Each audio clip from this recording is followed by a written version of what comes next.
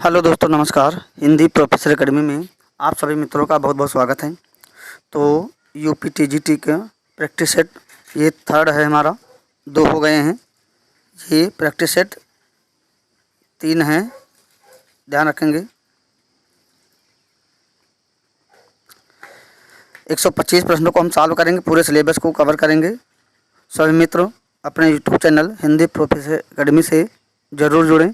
UP TGT और PGT, GIC, UP GDC, net JRF के लिए।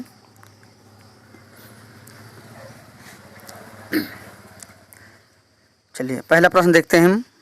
स्टार्ट करते हैं क्लास को। बहुत ही महत्वपूर्ण प्रश्नोत्तरी रहने वाली है।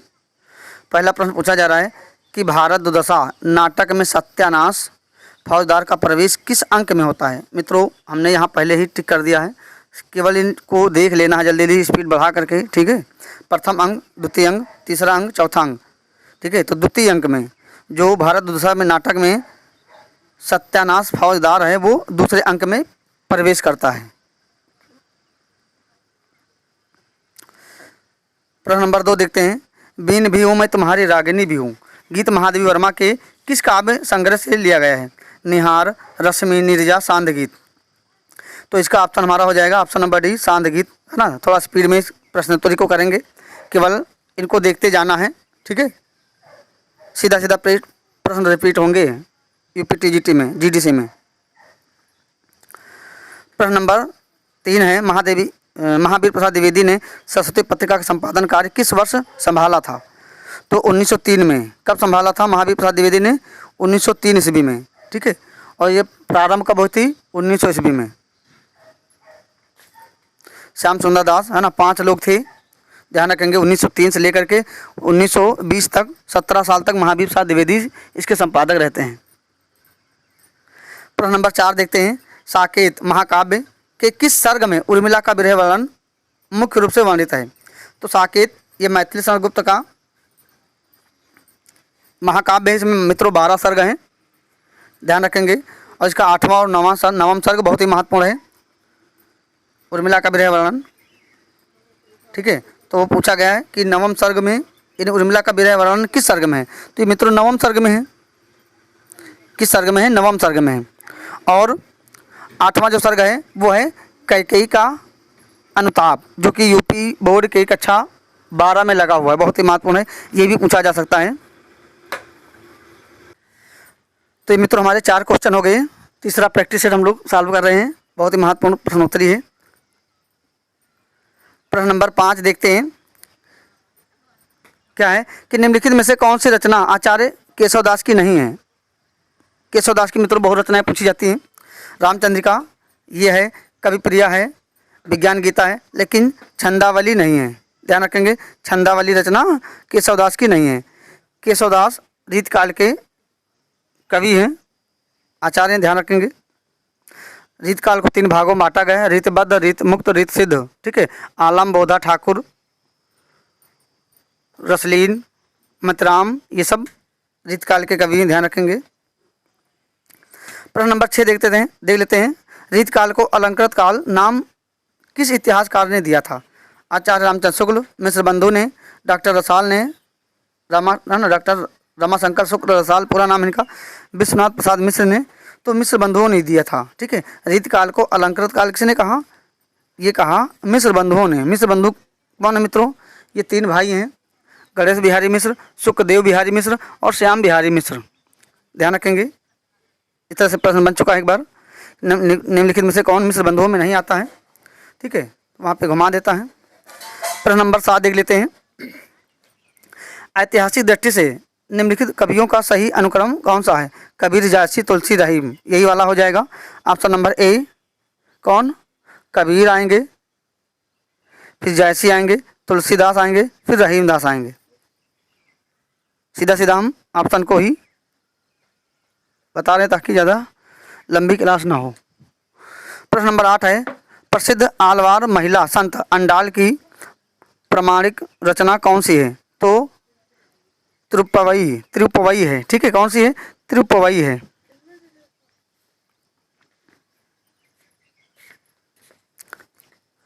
प्रश्न नंबर 9 है, भक्ति आंदोलन इस आयत की देन है। यह कथन किस विद्वान का है? तो जॉर्ज ग्रियर्सन का है, जॉर्ज अब्राहम ग्रियर्सन का है ये, ठीक है, अंग्रेज थे, इनको ध्यान रखना। भक्ति काल आंदोलन है ना, भक्ति आंदोलन इस आयत की देन है।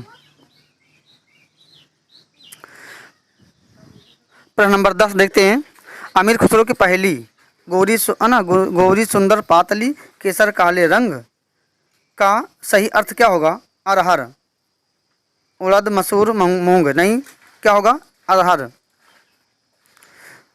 अमीर खुसरो की पंक्ति है ना, ये नेट में पूछी जा चुकी है।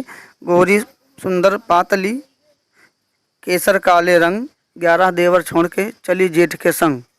तो जेठ इसलिए आया क्योंकि ये जेठ में कटती है, साल भर की फसल होती है, बहुत ही महत्वपूर्ण है अरहर।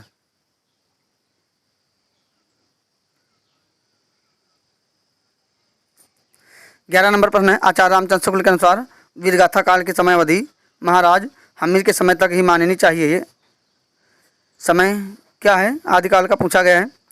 तो विक्रम संवत में दिया गया है, संवत 1050 से 1375, 993 से 1343 तक, ठीक है, ये सभी में हो जाएगा। तो यहाँ विक्रम संवत बताया गया है 1050 से 1375। आदिकाल, भक्तिकाल, रीतकाल, आधुनिक काल, 4 कालखंडों में बांटा गया है। प्रश्न नंबर 12 है, कुमारपाल प्रतिबोध के रचनाकार निम्नलिखित में से कौन है? हेमचंद, सोमप्रभ सूरी, मेरतुंग, देवसेन। तो कुमारपाल प्रतिबोध ये सोमप्रभ सूरी की रचना है, ध्यान रखेंगे। शब्दानुशासन, हेम शब्दानुशासन ये हेमचंद के है, देवसेन के है अष्टयाम, नाभादास के देवसेन की भी है। प्रश्न नंबर 13 है, हिंदुई को हिंदुस्तानी की रोमांस की भाषा किसने अभिहित किया है? तो गारसा दत्तासी ने किया है। ये पहले इतिहास ग्रंथकार हैं जिन्होंने हिंदी साहित्य का इतिहास लिखा है, गारसा दत्तासी। इस्तवाज़ुल हिंदुस्तानी इनका हिंदी साहित्य का इतिहास ग्रंथ है, पहला इतिहास ग्रंथ माना जाता है। प्रश्न नंबर 14 है, भक्ति आंदोलन के सामाजिक पक्ष पर गंभीरता से विचार करने वाले आधुनिक कवि या आलोचक कौन है? ये मुक्तिबोध हैं। कौन है मित्रों? ये मुक्तिबोध हैं, ध्यान रखेंगे। जीडीसी तक प्रश्न है इसमें, नेट जीआरएफ के और असिस्टेंट प्रोफेसर के भी प्रश्न है इसमें। प्रश्नोत्तरी बहुत तगड़ी है, ध्यान रखेंगे, यहाँ से प्रश्न अवश्य मिलेंगे परीक्षाओं में। तो प्रश्न नंबर 14 हो गए। 15 नंबर प्रश्न देखते हैं, हिंदी साहित्य का इतिहास मूलतः किस ग्रंथ की भूमिका के रूप में लिखा गया था? हिंदी कोविद, रत्नमाला, हिंदी शब्द सागर, नागरी पंचाणी पत्रिका, सरस्वती। तो हिंदी शब्द सागर की भूमिका में लिखा गया था, ध्यान रखेंगे। प्रश्न नंबर 16 है, हिंदी साहित्य विमर्श ग्रंथ के लेखक कौन है? पद्मलाल पुन्नालाल बख्शी हैं, ध्यान रखेंगे। कौन है? पद्मलाल पुन्नालाल बख्शी। सीधा सीधा प्रश्न पूछा जा सकता है, रिपीट हो सकता है। प्रश्न नंबर 17 देखते हैं, भारतेंदु हरिश्चंद्र की कृति हिंदी भाषा का प्रकाशन वर्ष क्या है? 1885, 1890, 1873, 1880। तो यहाँ पे मित्रों 1890 है, यहाँ पे गलत टिक है, ठीक है, 1890 है, इसको ध्यान रखेंगे। प्रश्न नंबर 18 है, निम्नलिखित में से मैथिली शरण गुप्त द्वारा रचित खंड काव्य का कौन सा नहीं है? तो पंचवटी है, जयद्रथ वध है, नहुस है, लेकिन पथिक नहीं है, ठीक है, पथिक नहीं है, बाकी ये सब खंड काव्य हैं। प्रश्न नंबर 19 है, निम्नलिखित काव्य कृतियों में से कौन सी रचना रामधारी दिनकर की नहीं है? रेणुका, हुंकार, रस मिदथी, अध्यात्म चिंतन। तो रेणुका है, हुंकार है, रसमती है, कुरुक्षेत्र है, लेकिन ये जो ऑप्शन नंबर डी है ये नहीं है, अध्यात्म चिंतन नहीं है। ऑप्शन नंबर डी हो जाएगा। प्रश्न नंबर 19 हो गए। 20 नंबर देखते हैं प्रश्न, क्या कहा जा रहा है कि प्रगतिवाद को सैनिक रूप का नाम देने वाले आलोचक कौन हैं? तो मुक्तिबोध हो जाएंगे, ठीक है, कौन हो जाएंगे मित्रों? मुक्तिबोध। गजानन माधव मुक्तिबोध ने दिया था सैनिक नाम प्रगतिवाद को। प्रश्न नंबर 21 है, प्रसिद्ध संशयात्मक महाकाव्य आत्मजयी के रचनाकार कौन है? कुंवर नारायण है। कौन है? कुंवर नारायण है। ये तीसरे सप्तक के कवि हैं। के कोकी विप्रसम, ये ट्रिक है मित्रों। अमुने गिरा प्रभा, श्री अरासुरासन, ठीक है। के कोकी विप्रसम। प्रश्न नंबर 22 है, नई कविता नाम को सर्वप्रथम प्रचारित करने का श्रेय किसको जाता है? तो अज्ञेय को, नई कविता को, है ना, प्रसारित करने का श्रेय किसको जाता है? अज्ञेय। अज्ञेय ताप सप्तक के प्रवर्तक हैं और प्रयोगवाद के प्रवर्तक हैं। ताप सप्तक को अज्ञेय जी ने क्या कहा है? राहों के अन्वेषी कहा है। ध्यान रखेंगे।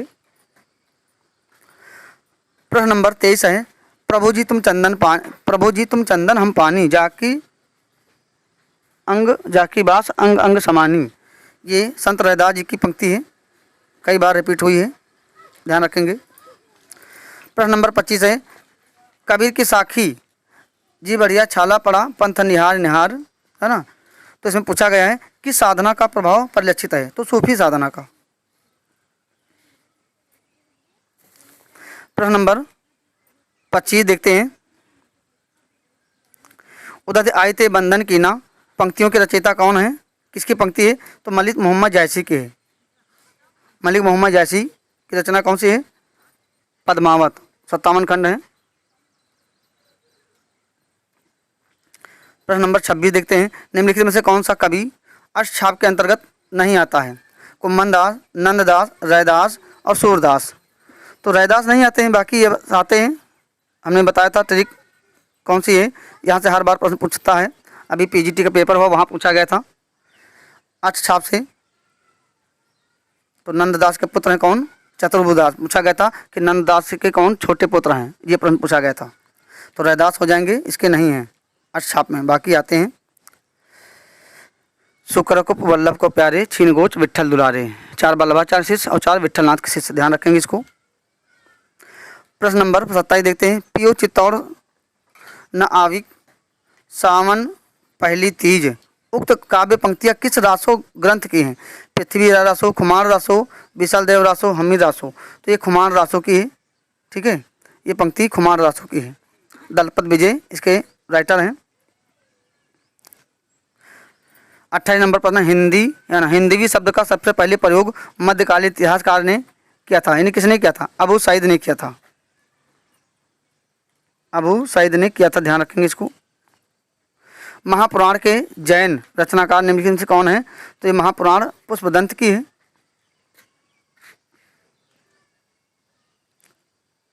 पौमचरु स्वयंभू की रचना है। तो कितने प्रश्न हो गए? ये हमारे 29। 30 नंबर प्रश्न देखते हैं, बिहारी के दोहे सनकज्जल चस जस लगन में उनकी बहुज्ञता का कौन सा पक्ष दिखता है? तो ज्योतिष ज्ञान। क्या दिखता है मित्रों? ज्योतिष ज्ञान इसमें दिखाई देता है। प्रश्न नंबर 31 है, या प्रेम को पंथ कराल महा तरवार की धार पे धावनो है। यह पंक्ति किसकी है? तो रीत काल के प्रसिद्ध कवि बोधा हैं। आलम, बोधा, ठाकुर, घनानंद, ये सब हैं। तो बोधा की पंक्ति है। इनका मूल नाम क्या था मित्रों? बुद्धिसेन था, ध्यान रखेंगे, पूरा नाम पूछा जा सकता है। प्रश्न नंबर 32, रीत बद्ध कवि देव मुख्य रूप से किस प्रकार के आचार्य माने जाते हैं? तो ये मित्रों रसवादी आचार्य माने जाते हैं। किस प्रकार के आचार्य माने जाते हैं? तो ये रसवादी आचार्य माने जाते हैं। प्रश्न नंबर 33 देखते हैं, उर्दू को यामनी भाषा कहने का श्रेय किसको जाता है? तो लल्लू लाल को जाता है, ठीक है, लल्लू लाल। प्रेम सागर किसकी रचना है? लल्लू लाल की। सदलमिश की रचना कौन सी है? सुख सागर। और नाचकेतो पख्यान किसकी है? सदलमिश की है। मुंशी इंशाअल्लाह खां की कौन सी? रानीकेत की कहानी। ये सब बहुत पूछी जाती हैं। प्रश्न नंबर 34 है, यह प्रेम मार्ग का ऐसा धीर पथिक आचार्य शुक्ल का यह कथन किस कवि के लिए है? तो घनानंद के लिए है। घनानंद। रीतकाल से बहुत प्रश्न पूछे जाते हैं। प्रश्न नंबर 35, निम्नलिखित नाटक और नाटककार का कौन सा युग्म असंगत है? कौन सा गलत है? मिस्टर अभिमन्यु लक्ष्मी नारायण लाल, ये सही है।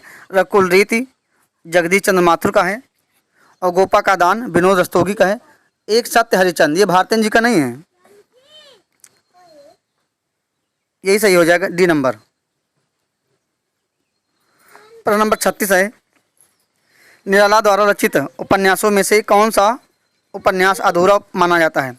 अप्सरा, अलका, प्रभावती, चमेली, है ना, या चोटी की पकड़। तो चमेली जो है अधूरा माना जाता है। बाकी ध्यान रखेंगे अप्सरा, अलका, प्रभावती, और इनका भी पूछा गया था एलटी ग्रेड में। कुल्ली भाट किसका उपन्यास है? तो ये निराला जी का ही है, एलटी ग्रेड में पूछा जा चुका है। प्रश्न नंबर 37 है, प्रेमचंद का कौन सा उपन्यास पूर्ण रूप से भारतीय ग्रामीण कृषक जीवन पर आधारित है? तो प्रेमाश्रम, ये किसान पर आधारित है, ध्यान रखेंगे इसको। बाकी सेवा सदन, निर्मला गबन, ये सब प्रेमचंद के उपन्यास हैं। गोदान। 38 नंबर प्रश्न है, फरेश्वरनाथ रेणुकृत महिला आंचल उपन्यास में किस क्षेत्र का मुख्य रूप से वर्णन किया गया है, चित्रण किया गया? पूर्णिया जिला, मेरीगंज। तो बिहार का एक जिला है पूर्णिया, ठीक है, वहाँ एक गांव है मेरीगंज। अंग्रेज आते हैं और उनकी पत्नी मर जाती है, उसका नाम होता है मेरी, उसी के नाम पे उसका नाम रखते हैं मेरीगंज। बहुत ही महत्वपूर्ण है, यूजीसी नेट में लगा हुआ है। ये पहला आंचलिक उपन्यास है और फरेश्वरनाथ रेणु ये पहले आंचलिक उपन्यासकार हैं। प्रति परिकथा, दीर्घ तपा, ये इनके अन्य उपन्यास, ध्यान रखेंगे। 39 नंबर प्रश्न, सलाम और घुसपैठिए दलित कहानी संग्रहों के लेखक कौन है? तो ओम प्रकाश वाल्मीकि, ये ओम प्रकाश वाल्मीकि की रचना है मित्रों, ध्यान रखेंगे। कहानी संग्रह है ओम प्रकाश वाल्मीकि। जूठन ओम प्रकाश वाल्मीकि का उपन्यास है, रचना है, ध्यान रखेंगे। तो प्रश्न नंबर कितने हो गए हैं? 39। 40 नंबर देखते हैं, निम्नलिखित प्रसिद्ध कहानियों में से कौन सी कहानी जयशंकर प्रसाद की नहीं है? पूछा जा रहा कौन सी कहानी जयशंकर प्रसाद की नहीं है? तो ममता है, पुरस्कार है, गुंडा कहानी है, सुजान भगत नहीं है ना। ममता कहानी कक्षा 10 में लगी है यूपी बोर्ड में। पुरस्कार कहानी और गुंडा कहानी, इनकी पहली कहानी कौन सी है? ग्राम कहानी। और अंतिम कहानी कौन सी है? सालमती कहानी, ठीक है, ध्यान रखेंगे। और आकाशदीप जो कि यूजीसी नेट में लगी हुई है, बहुत महत्वपूर्ण है कहानी। कुट्टी चाटन उपनाम से कौन निबंध लिखते थे? तो अज्ञे जी, सच्चिदानंद हीरानंद वासैन अज्ञे, ये कुट्टी चाटन नाम से निबंध लिखते थे। प्रश्न नंबर 42 देख लेते हैं, कछुआ धर्म और मारिस मोहि कुठाओं प्रसिद्ध निबंधों के लेखक कौन है? ये चंद्रधर शर्मा गुलेरी हैं। इनकी कहानी कौन सी है? उसने कहा था, 1915 में प्रकाशित होती है, यूजीसी नेट में लगी, कई बार परीक्षाओं में यहाँ से प्रश्न पूछा जा चुका है। कम रचनाओं में लिख करके ये हिंदी साहित्य में प्रसिद्ध हो गए और ये फ्लैशबैक शैली में लिखी गई है। उसने कहा था पूर्वदीप शैली में।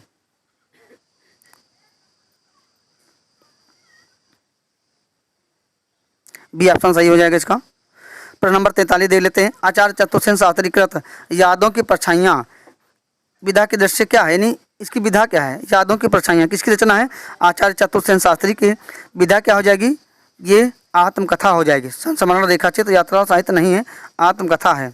प्रश्न नंबर 44 देख लेते हैं, अपनी खबर किसकी है? पांडिन विचन शर्मा उग्र की, ये आत्मकथा है, बहुत बार पूछी गई है। सीधा सीधा ऑप्शन को टिक करते हैं। 44 प्रश्न हो गए हैं। 45 नंबर देखते हैं मित्रों, कलम का सिपाही, ये जीवनी किसकी है? तो अमृत राय ने लिखा है और मुंशी प्रेमचंद की जीवनी है। अमृत राय कौन है? मुंशी प्रेमचंद के पुत्र हैं। कलम का मजदूर, ये भी जीवनी है और इनकी पत्नी शिवरानी देवी ने लिखा है प्रेमचंद घर में, यूजीसी नेट में लगी हुई, ध्यान रखेंगे। सिंगल प्रश्न पूछा जा सकता है यूपी टीजीटी में।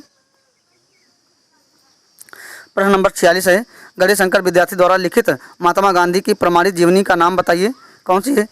श्री गांधी, ठीक है। बाकी सब हैं गांधी जी की जीवनी, अलग अलग लोगों ने लिखा है, तो श्री गांधी हो जाएगी। कर्मवीर, अकाल पुरुष, ये सब महात्मा गांधी की जीवनी है, लेकिन यहाँ पूछा गया गणेश शंकर विद्यार्थी की कौन सी जीवनी है? तो श्री गांधी। 47 नंबर प्रश्न देखते हैं, 30 दिन मालवीय जी के साथ पुस्तक के यशस्वी लेखक कौन है? तो राम नरेश त्रिपाठी हैं। कौन हो जाएंगे मित्रों? राम नरेश त्रिपाठी। प्रश्न नंबर 48 है, आचार्य हजारी प्रसाद द्विवेदी के जीवन पर आधारित व्योम के दरवेश के लेखक कौन है? तो विश्वनाथ त्रिपाठी हो जाएंगे। कौन हो जाएंगे? विश्वनाथ त्रिपाठी। प्रश्न नंबर 49 है, महादेवी वर्मा द्वारा रचित संरचनात्मक रेखाचित्र मेरा परिवार का प्रकाशन वर्ष क्या है? 1972 है। क्या है मित्रों? 1972 ईस्वी है। मेरा परिवार, इसमें बहुत संस्मरण लगे हुए हैं। गिल्लू है,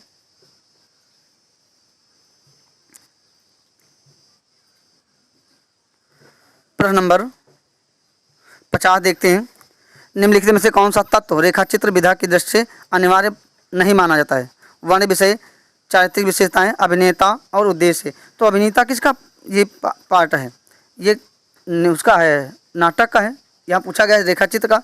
बाकी वर्ण विषय होता है, चारित्रिक विशेषता होती है, उद्देश्य होता है। बाकी ये अभिनेता नाटक का होता है। प्रश्न नंबर 51, पंडित महापंडित राहुल संकत्यायन कृत घुमक्कड़ शास्त्र ग्रंथ की विधा क्या है? तो ये मित्रों यात्रा वृत्तांत है, कहीं कहीं निबंध भी दिया गया है। ठीक है, ये उनका ग्रंथ है, यात्रा वृत्तांत ही माना जाएगा। ठीक है, घुमक्कड़ शास्त्र, और इसमें से लिया गया है कौन?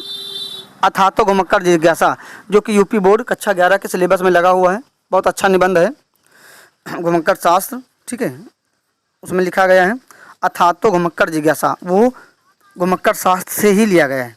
ध्यान रखेंगे, ये यात्रा वृत्तांत है। यात्रा वृत्तांत के लिए जाने जाते राहुल जी, और यात्रा वृत्तांत के जो जन्मदाता हैं, प्रवक्ता हैं, वो भारतेंदु हरिश्चंद्र हैं। 52 नंबर पर देखते हैं, पीयूष प्रवाह में संकलित यात्रा वृत्त के अनुसार प्रसिद्ध एलिफेंटा गुफाएं किस मत से हैं प्रभावित हैं? तो शैव मत। किससे प्रभावित हैं? शैव मत। 53 नंबर पर देखते हैं, रसाप कर्षका दोषा, आचार्य विश्वनाथ की यह उक्ति किसके संदर्भ में है? तो काव्य दोष के संदर्भ में है। किसके संदर्भ में मित्रों? काव्य दोष के संदर्भ में है। प्रश्न नंबर 54 है, ना कांतमपि निर्भूषम विभाति वनिता मुखम, यह प्रसिद्ध मत किस अलंकारवादी आचार्य का है? तो भामा का है, आचार्य भामा का है। ध्यान रखेंगे, काव्य शास्त्र से प्रश्न पूछे जाएंगे कम से कम 4-5। प्रश्न नंबर 54 हो गया है। 55 देख लेते हैं, संस्कृत काव्य शास्त्रीय ग्रंथ काव्यादर्श के रचनाकार कौन है? तो काव्यादर्श दंडी का है। किसका मित्रों? आचार्य दंडी का है।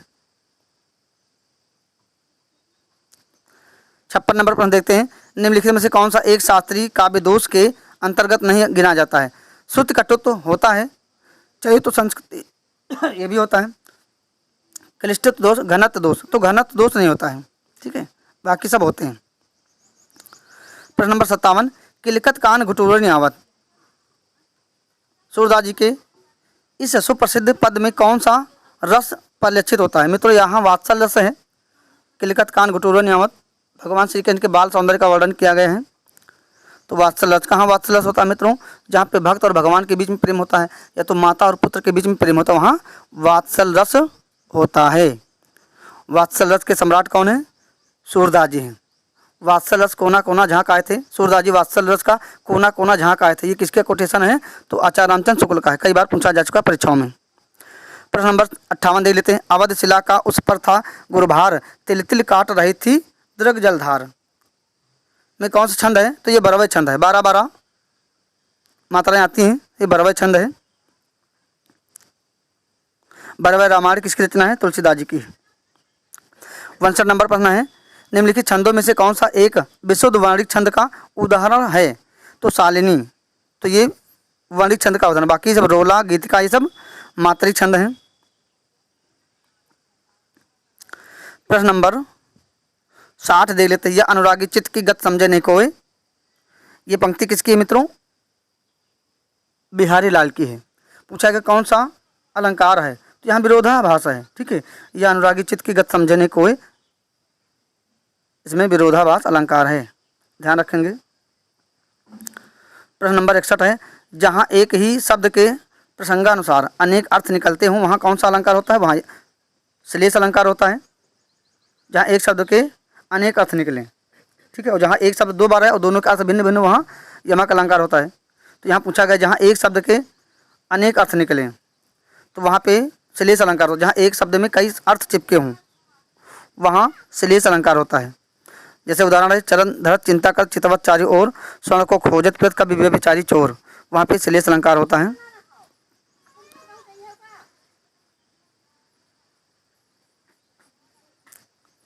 प्रश्न नंबर 62 देख लेते हैं, क्या कहा गया कि जब काव्य में उपमेय को उपमान से श्रेष्ठ या बढ़कर दिखाया जाए, वहाँ कौन सा अलंकार होता है? तो वहाँ व्यतिरेक अलंकार होता है। ठीक है, कौन सा अलंकार होता है वहाँ पे मित्रों? व्यतिरेक अलंकार होता है। प्रश्न नंबर 63 देखते हैं।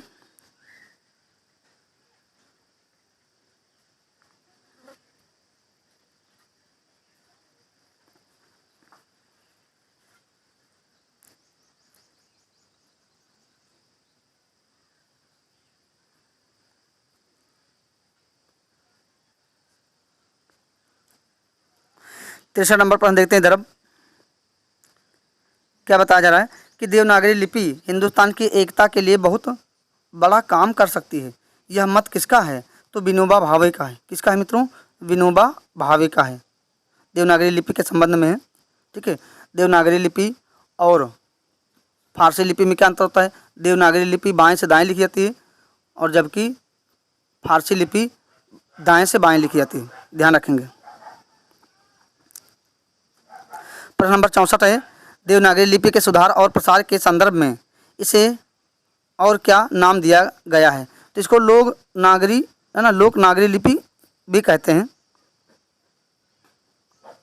प्रश्न नंबर 65 है। भारतीय भाषाओं में से मराठी भाषा को लिखने के लिए किस लिपि का प्रयोग किया जाता है? तो मित्रों देवनागरी लिपि का प्रयोग किया जाता है।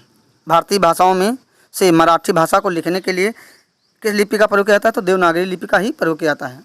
देवनागरी लिपि कई भाषाओं में लिखी जाती है। 66 नंबर प्रश्न है। भाषा विज्ञान के अनुसार क्यों वाक्यों में प्रयुक्त शब्दों का व्यवहारिक और व्याकरणिक रूप क्या कहलाता है? तो ये मित्रों पद कहलाता है। क्या कहलाता है? ये पद कहलाता है। प्रश्न नंबर 67 है। निम्नलिखित हिंदी स्वरों में कौन सा स्वर समृद्ध स्वर है? तो समृद्ध स्वर क्या हो जाएगा? ई हो जाएगा। ई और ऊ। ई ऊ। ये क्या होते हैं? समृद्ध स्वर होते हैं।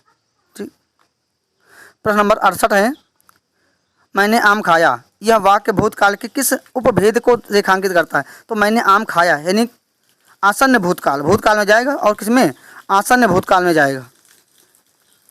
प्रश्न नंबर 69 है। 69 निम्नलिखित वाक्यों में से किस वाक्य में अपादान कारक की विभक्ति का सही प्रयोग हुआ है? लड़का बाजार से लौटा। अपादान कारक कहाँ होता है? जहाँ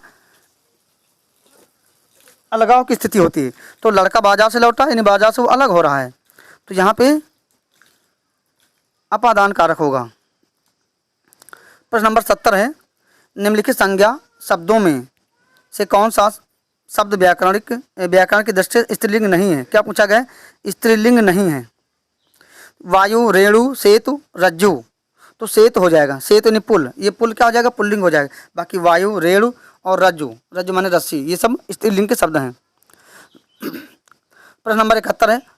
समयवाचक शब्दों में से कौन सा शब्द स्त्रीलिंग के अंतर्गत नहीं आता है? सुबह, दोपहर, सांझ, दिन। तो कौन सा हो जाएगा? दिन हो जाएगा।